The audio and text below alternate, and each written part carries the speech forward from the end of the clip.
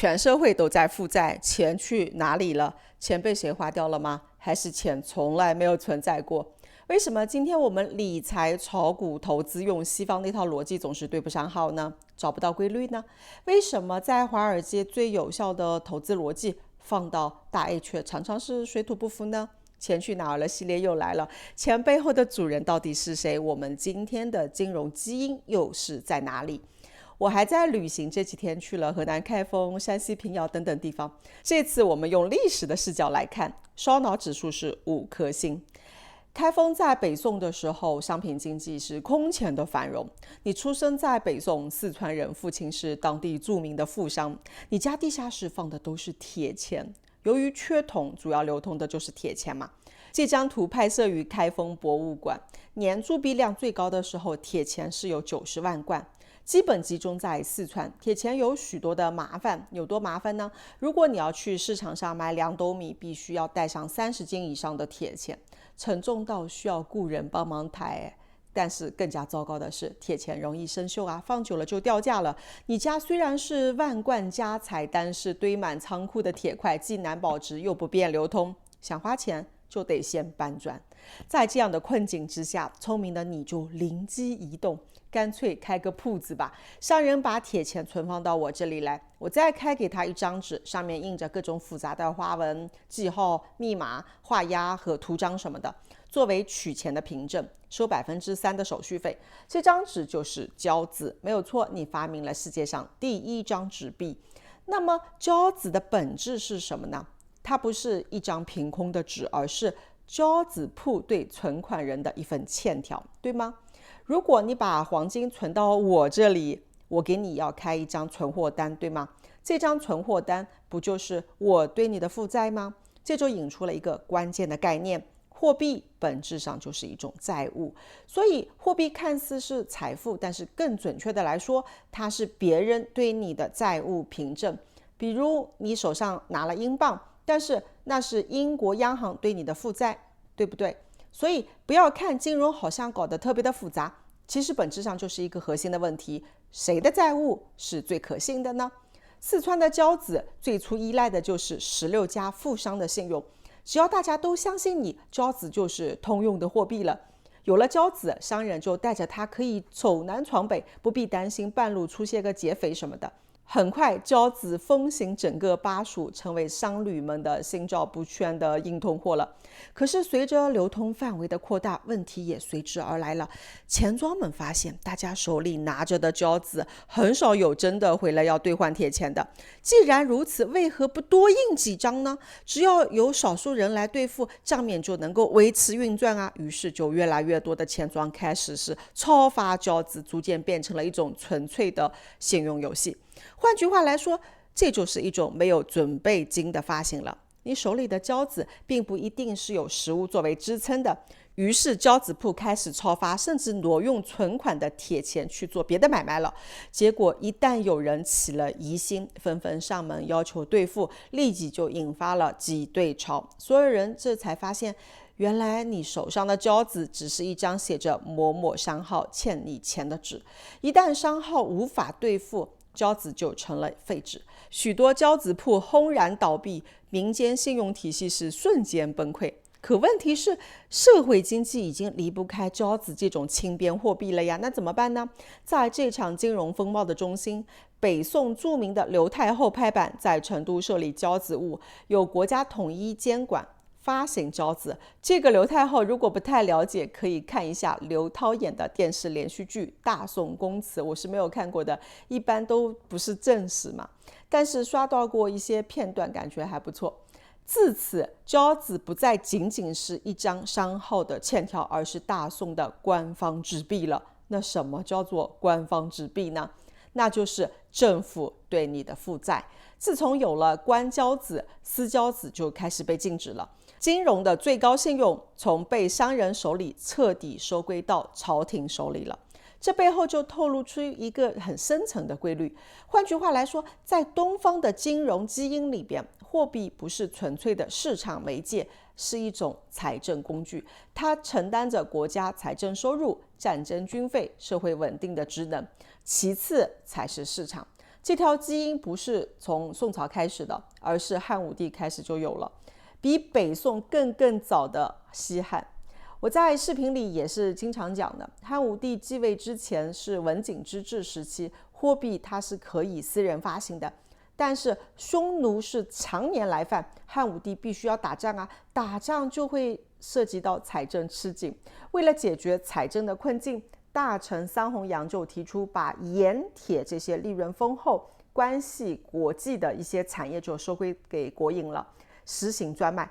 这样一来，盐铁的这些利润就源源不断地流入到了中央的财政，既弥补了军费，又牢牢控制了地方豪强的经济力量。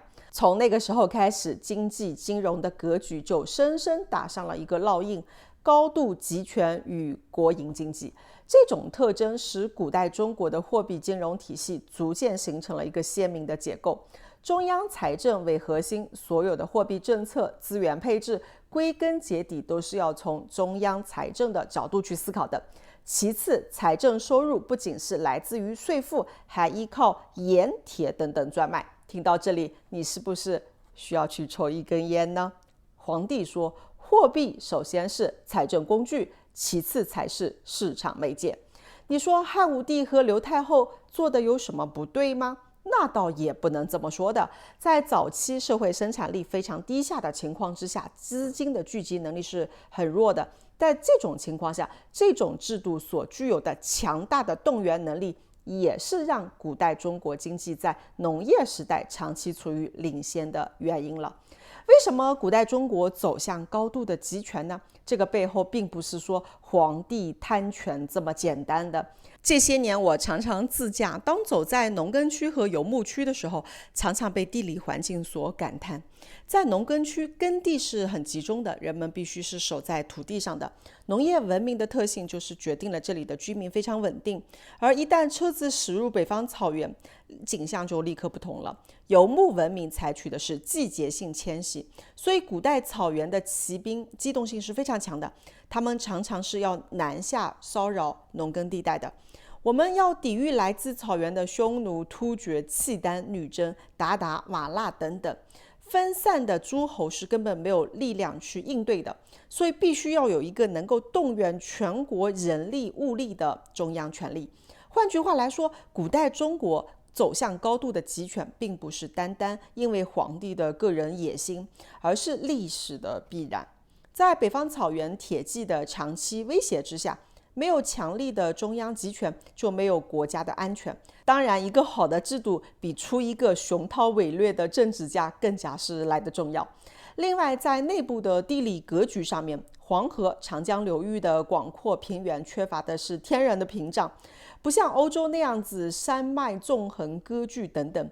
中原一旦陷入到了分裂，往往会持续不了多久的，就会被再度的重新大一统。这也是为什么中国历史始终呈现出分久必合的周期性大一统的格局。但是到了清朝，这种体系的弊端就逐渐显露了。北方草原不再构成了威胁，长城以外也被纳入了版图，帝国少了外部的压力。可是金融这种行业吧，本质上就是建立在信用之上的。问题是在于，在一个中央集权的古代帝国里边，最大的信用始终是皇帝，而民间的契约和财产的保障相对薄弱。不过清朝却是意外孕育出了一些民间金融的雏形了，其中最有代表性的就是山西平遥的票号。票号最初是晋商为了解决长途运白银的风险发展出的一种汇兑机构，后来就逐渐扩展到了存款放贷。从这张拍摄于第一家票号日升昌的红利表来看，我们就可以清晰地看到主营业务收入是来自于汇兑和利息。他们甚至承担了官府财政的支付和军饷的转运。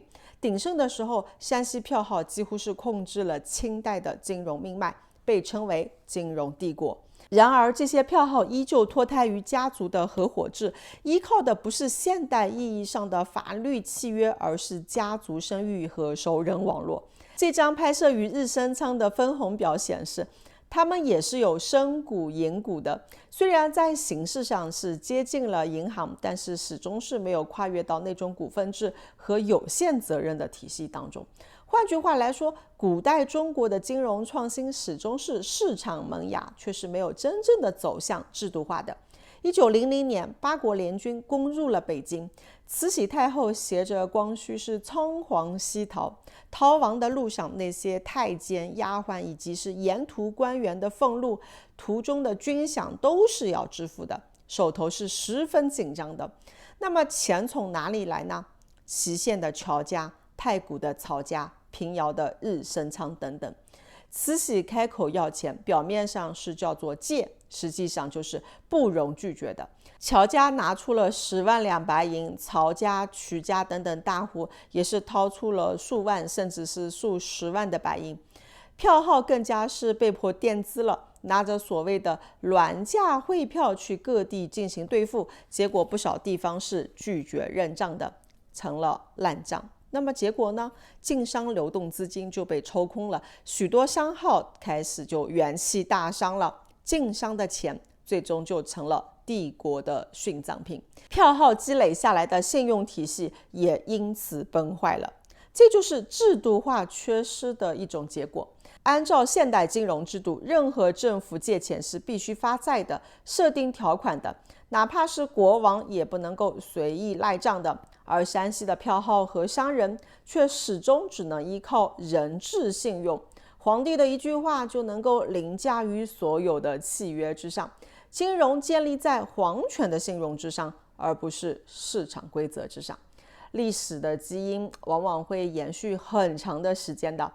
有一天，王富贵需要给自己的汽车买保险，他会毫不犹豫地去选择央企的保险公司，甚至买股票他都会以这个逻辑去思考。在他的认知里，最大的信用依旧是自上而下的。这就是为什么我们在投资的时候常常发现西方的那套逻辑对不上号呢？在华尔街，投资人看重的是规则，而这边投资人更关心的是谁在背后呢？谁的信用最大呢？还有一个独特的现象，投资者总是会盯着政策，市场行情也是要常常随着政策导向而去起伏波动的。那么从交子再到票号，从刘太后再到山西晋商，我们看到的并不只是一个个的金融故事，而是一条贯穿整个历史的主线。货币和金融是财政和市场并行的，谁是主角，这是一个非常重要的认知了。所以不要学巴菲特去炒股，他不太看得懂大 A 的，有空还是要多看看7点钟的新闻。好了，我说完了。这次我是深度游玩了山西，还有很多地方也没有去，10多年没有来了。山西的景区变化还是蛮大的，但是他们文创做的还是蛮好的。我买了一个佛小伴笔记本，还有这个小包包，心情很好。说完了，再见。